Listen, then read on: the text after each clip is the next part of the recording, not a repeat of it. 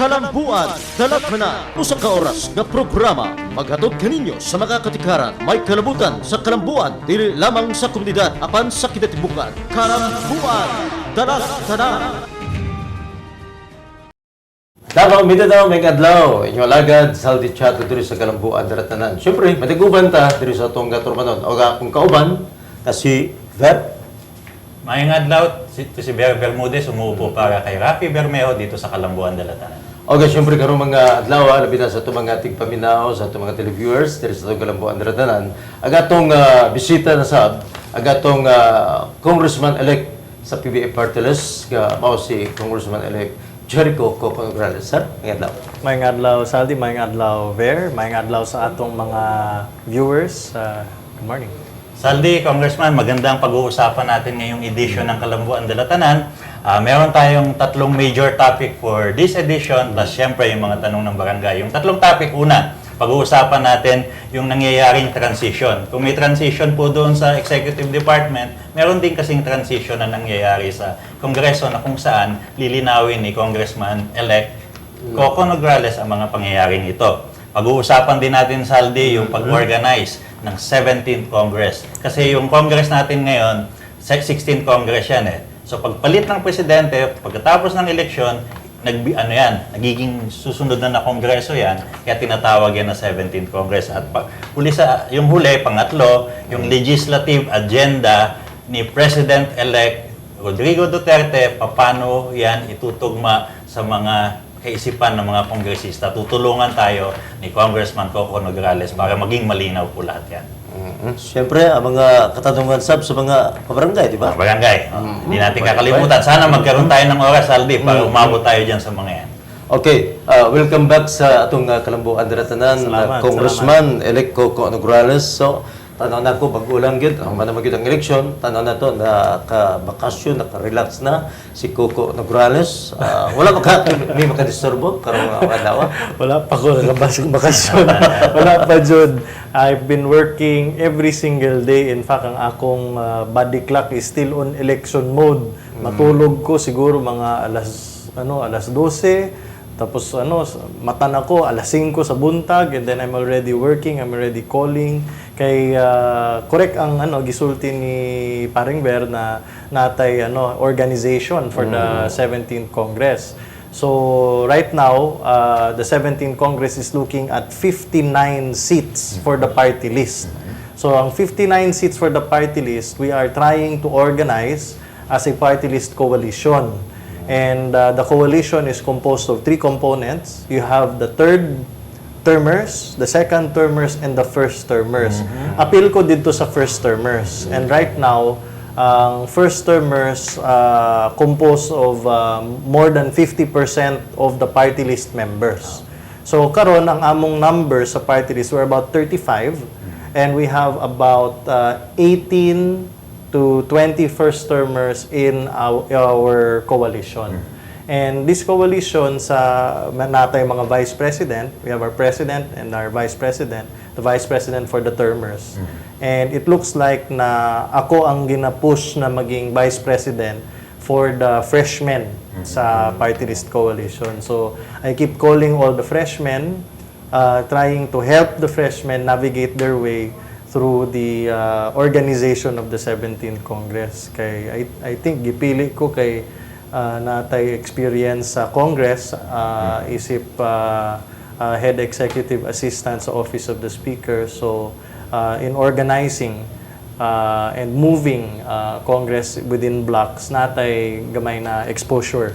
And so I'm using that knowledge to the best that I can to help the party list coalition. With the 35 members of Congress in the party list coalition, we are looking at possibly the second biggest block in Congress. So wala pa yung bakasyon, Congressman? Wala talaga. Hindi naman ba nagreklamo sa misis niya at wala tayong bakasyon? Miss na niya ako. Lalo na yung anak ko, miss na niya ako. Bawi na lang siguro pag tagal. Yeah, bawi na lang. But dyan ang trabaho, we entered the political arena knowing that this is going to happen. And It's expected. So, okay lang. Congressman Coco Nograles, side gyud ang tanan nga busy kayo sa gingon natong preparasyon sa pagsulod gyud sa bag-ong gobyerno. So sa kaso po sa PBA party list, unsa bang mga preparasyon ang inyong gihimo aning mga panahon? So karon sa PBA party list, we have been reviewing the areas na nag-deliver ng votes for PBA party list so that we can already start organizing as a party list on how to serve the constituencies that have elected PBA party list. So we are looking at the whole of Region 11, Surigao del Sur, and Cebu and Northern Mindanao as our hub for the PBA party list. We plan to put projects there, especially atong mga sports scholarship dito and support sa mga families of our athletes and our artists dito. But generally speaking, we are going to serve the whole Philippines. But we will only organize offices or desks in areas that have delivered the votes for PBA. Kaya ana man jud na, you have to support the people who support you and you have to thank the people who really supported you and believe in you. And we'd like to bring services to them. The other thing is our legislative priority. Kay karon ang atong gipromise sa atong campaign is to support our artists and athletes by the creation of the Department of Sports, Culture, and Recreation. And we are already drafting and have actually drafted a few bills with regards to sports. It's still in final review. We're still going through it.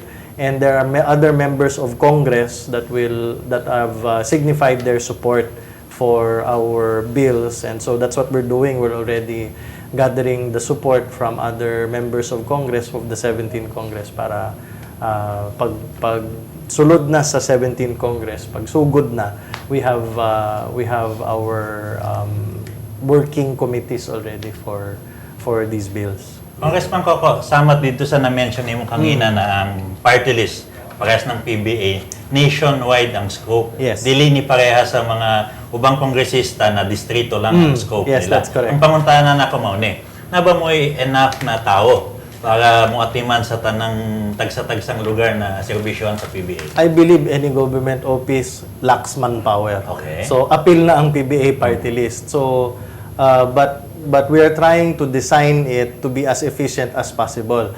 Ang maayo karon is that everybody seems to be on Facebook. Okay. So, Facebook for communication is effective. Ang atong mga offices are really created for the purposes of communication naman eh. That is the main purpose of being present. But even if you are in Tawi-Tawi, even if you're in Batanes, naanay Facebook dito. So, we are going to really invest. So far, that's our direction. We're really going to invest on online presence para we can reach our constituencies anytime and every time that they need. So, amo na lang gina-design karon. Can you imagine, ang result sa PBA party list, we are the number 8 party list sa atong election. That is because people believe in what we're trying to do. And so, we are so impressed and we are so humbled na natay 780,000 votes nationwide. In fact, ang atong returns, there are only 4 places na 0 vote ang PBA party list. Kabalo ka asa? Asa?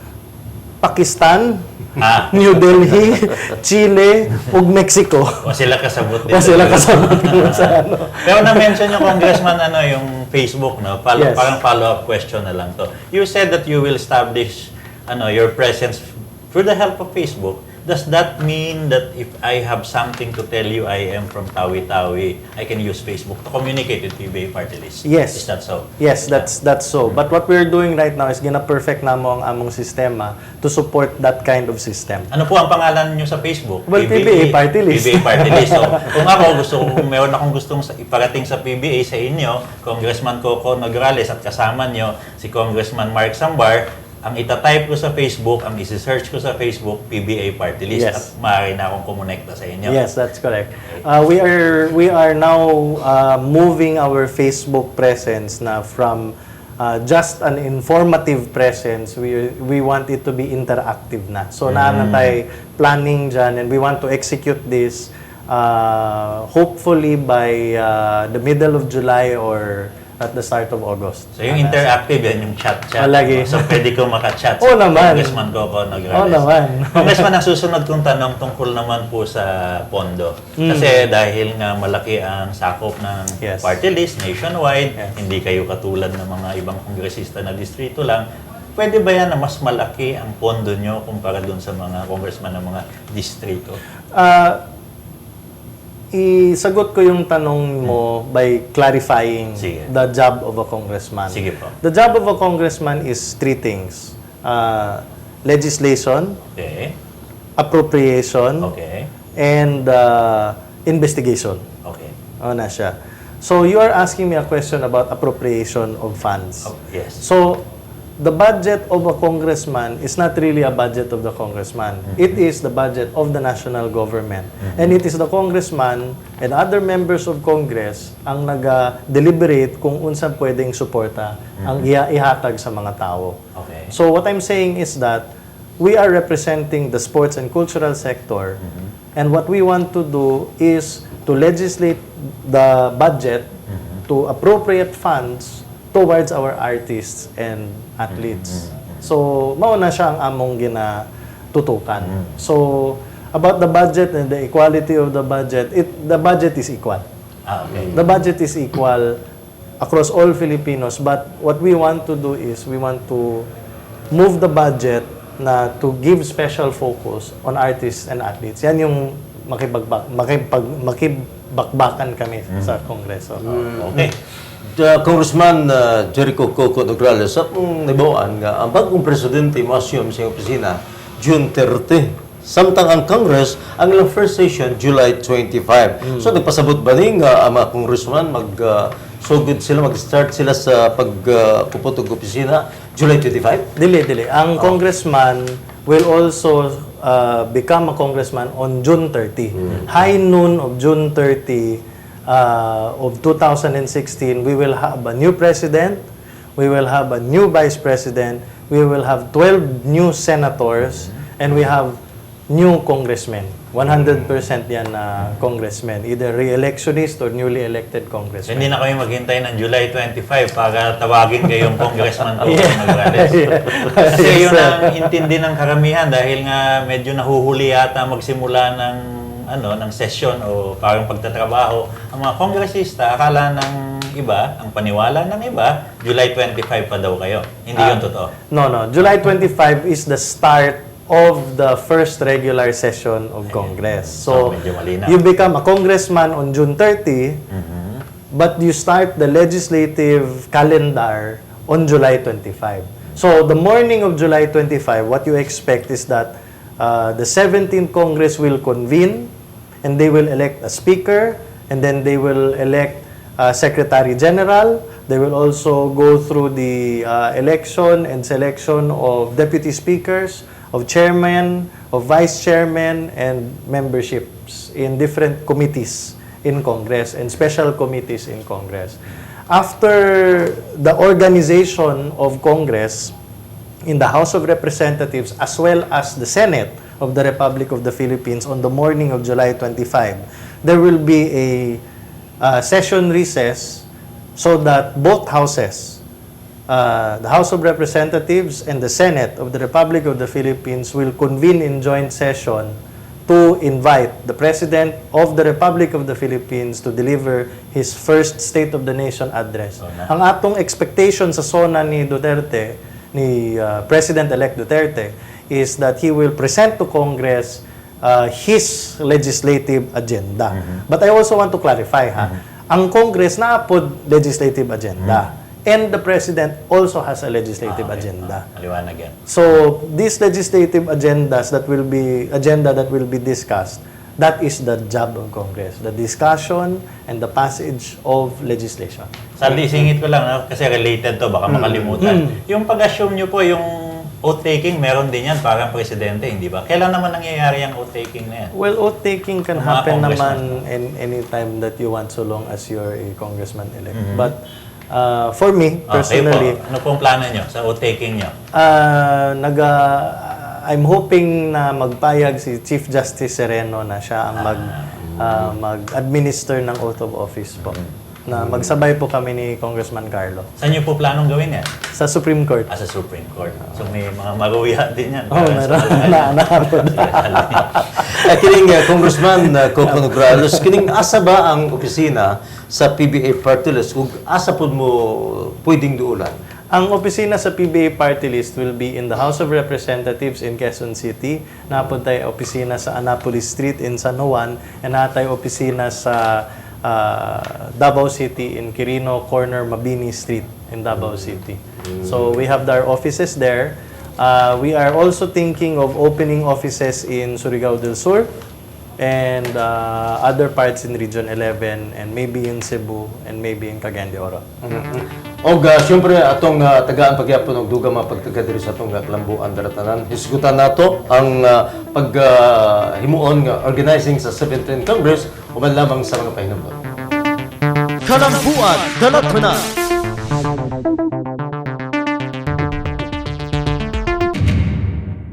Ako di ay si Leonardo A. Miliare, lumulupyo diri sa Dumoy, Barangay Dumoy. Kami tanan diri sa Barangay Dumoy, nagpaabot sa muang duha ka mga congressman. Congressman Coco, Congressman Karlo, kami nagpaabot kaninyo nga daghan gid kayong salamat sa inyuha pagsalig nganhi kanamo. Ako, si Mami Presi Rubilios Bandal, VAUSI Desk Officer diri sa Barangay Balyok, Talomo District. Congressman Karlo Bendigo Nograles, congratulations! You once again prove your worth na nag-iisa ka lang sa iyong posisyon as Congressman of the 1st District, Talomo. From Barangay Balyok, respectively, headed by our Barangay Captain, Honorable Antonio A. Tinasas, together with his council, all of us, his barangay staff and barangay functionaries, once again, we will always say unto you that we are always ready to give our unending support. Ako si Jacqueline Ignacio, diri sa Bago Galera, isa ka core leader. Salamat sa among pagsuporta sa PBA o sa Congressman Karlo Nograles. O congrats sa ilang pagkadaog nga nakasulusot gid sila sa election. Sir Coco nga nilampo siya sa iyang pagdaog sa election, nang hinaot ko nga ipadayon nila ang ilang lambo sa tao nga nanghinanglan kaniya. Ko di ay si Barangay Captain Cristito Lazaro sa Barangay Bago Aplaya. Akong ipaabot ang dakong pagbati ngadto sa ato ang duha ka congressman Karlo Nograles and sa PBI Coco Nograles. Ang ako ang pasalamat pod nga pasalamat sa iyang nahimo sa among barangay o pasalamat usab sa mga iyahang mga project nga ipanghatag kanamo labi na sa amo ang Congressman Karlo Nograles. Congratulations sa ato ang bagong congressman sa PBA Party List, si Coco Nograles. Daghan kayong salamat o congratulations sa inyong duha. Kalamboan Dala Tanan.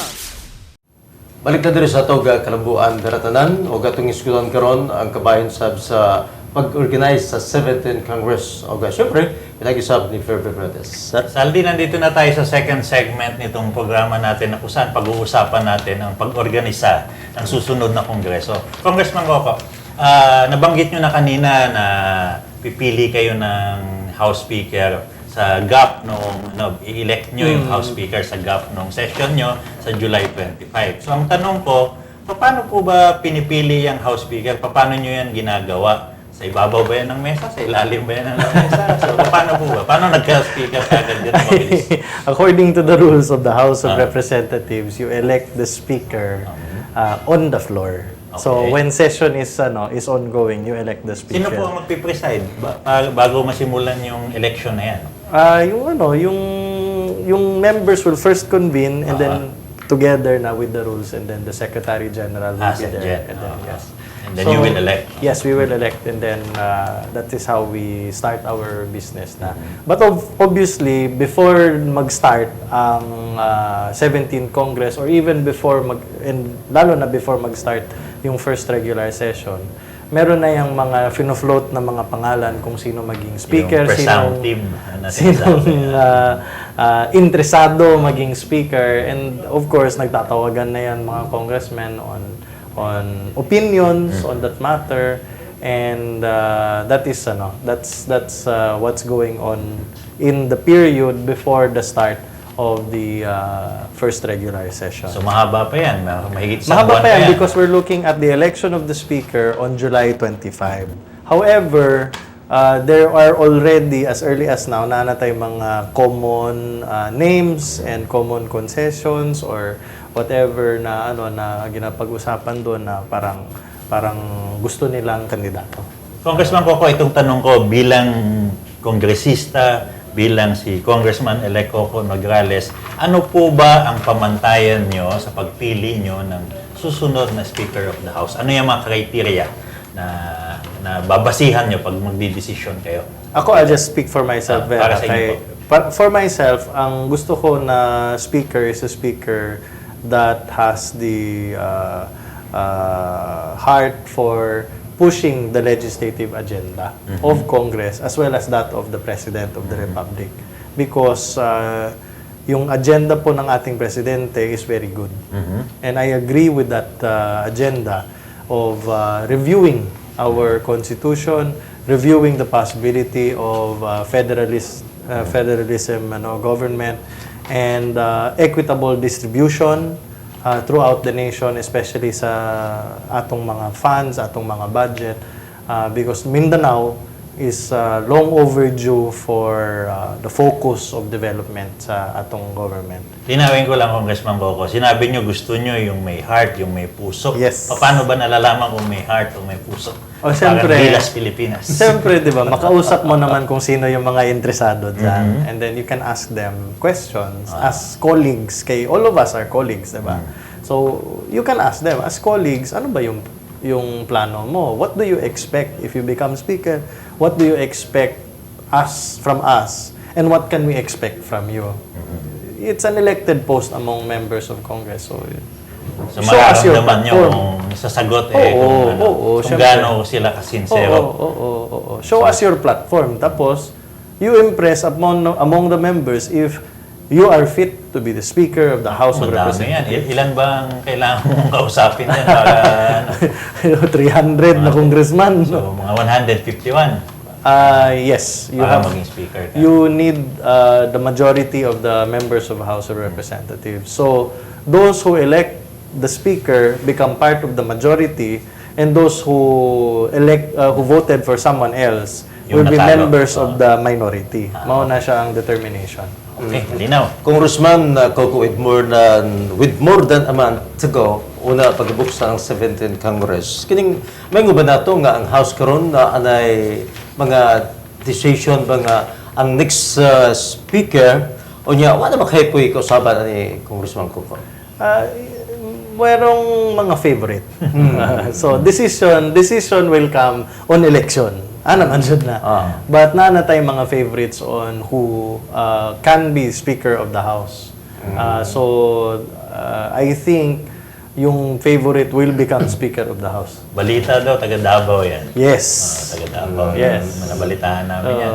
So, kung halimbawa, kung medyo may pagkasugarol tong nanonood sa atin, pwede na ba silang pumusta yan? Bawal yan. Bawal na, Saldi.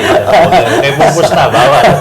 Sa pag talaga naman po ng mga komitiba, saan ba ni o kano sa sab ginahimo sa Kamara de Representante Congressman Coco? You know, earlier we were talking about the party list block. No? In Congress, there are different blocks. So you have the Mindanao block, you have the party list block, there's a political party na block, majority block, minority LP, block, so NP, NPC. And these blocks are very important because it determines a lot of the membership of different committees and different bodies or sub-bodies in the House of Representatives. And there are some bodies that are constitutionally mandated to be to have equitable representation in Congress. When you say equitable, do you So we're looking at numbers. We're looking at numbers. So for example, sa Amoa, we are the party list block. We are 35 in number with 300 members of Congress. We represent more than 10%. You're of 10-11%. Yeah, so that means if you talk about equitable distribution in the constitutionally mandated areas, we must have 10% of the seats. And you are talking about the Commission on Appointments, and you are also talking about the House of Representatives Electoral Tribunal. So yan yung mga constitutionally mandated. And then, when it comes to the standing committees and the special committees, although it is not constitutionally mandated, you have a fair expectation that there is also an equitable distribution there. So, as a bloc, the party list will be very happy to have 10% of the chairmanships of the committees there. Congressman, para lang sa dagdag na kaalaman ng mga nanonood sa atin, ilan ba yung standing committees na yan na paghahati-hati? Yung exact number, hindi ko alam. Pero I think it's about numbering in the 60s. 60 committees. So pag sa Senado, ganun din po ba sila? Yes. Tapos ilan lang sila? Kasi magka-counterpart yan eh. So it's like you have the House Committee on Health, you also have the Senate Committee on Health. But sa Senate, they only have 24 senators. Kaya ang dami Kami, nilang committee. 300. 300 pagkatiyan yung 60. So ang isang senator dyan, hindi ko alam kung ilang chairmanships niya. Sigurado na. Marami na yan, sigurado. Congressman Coco, ang susunod kong tanong tungkol na ito sa PBA party list. Kung kayo po ang papipiliin, ano po ba ang tingin nyo na committee na dapat hawakan ng PBA party list? Well, we're looking at sports and health. Kasi yan talaga yung aming basis eh. We want to develop sports because of health also. And these two